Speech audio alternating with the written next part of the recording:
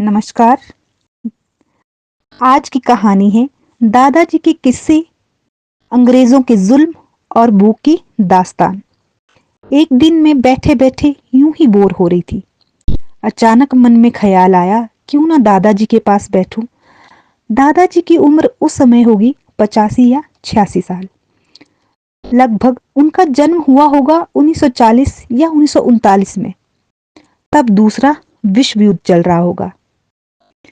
मैं उनकी ओर मुड़ी और पूछा, अंग्रेजों का जमाना कैसा था? उस समय लोग क्या करते थे? कैसे रहते थे उस समय के लोग? दादाजी थोड़ी देर चुप रहे और बोले, हम तो उस समय बहुत छोटे थे, पर हमने अपने बाप यानी पिताजी से बहुत कुछ सुना। और उन्होंने आंखें बंद करते हुए यादों के गलियारों में झांका और कहना शुरू किया, उस समय बहुत कठिन था।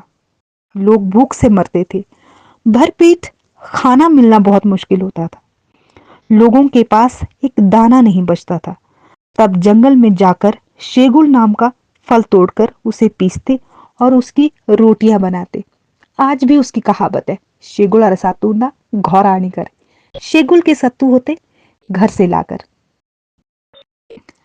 दादाजी ने आगे बताया, उस समय जलोड़ी जोत नाम स्थान पर वायसराय यानी अंग्रेज अफसर आता था।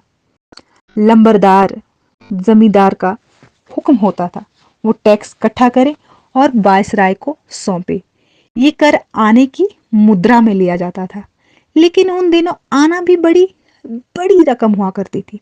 लोगों की फसलें बारिश और बर्फ में बह जाती थी और जो बचती उसकी गुणवत्ता बहुत कम होती थी।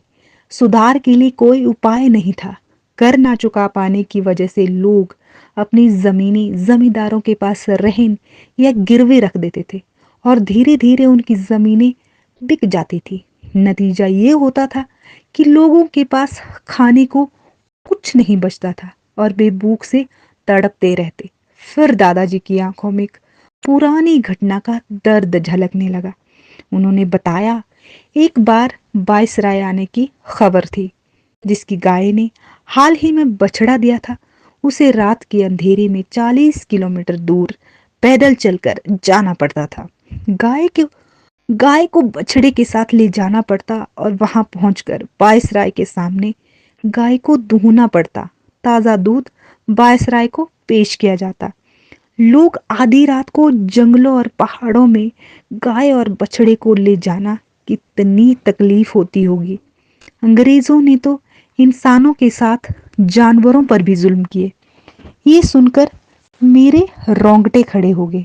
मैं सोचने लगी, कैसा होता होगा वो समय जब भूख और अत्याचार का सामना करना पड़ता था और इंसान के साथ साथ बेजुबान जानवर भी पीड़ित होते थे। सच में वो दौर कितना दर्दनाक रहा होगा। आप इस कहानी को पढ़कर जरूर सोचें और कल्पना करें कि उस समय के लोग किन हालातों से गुजरते होंगे। मिलती हूं मैं किसी और कहानी के साथ आप लोगों के बीच में। तब तक के लिए धन्यवाद। जय हिंद, जय हिमाचल।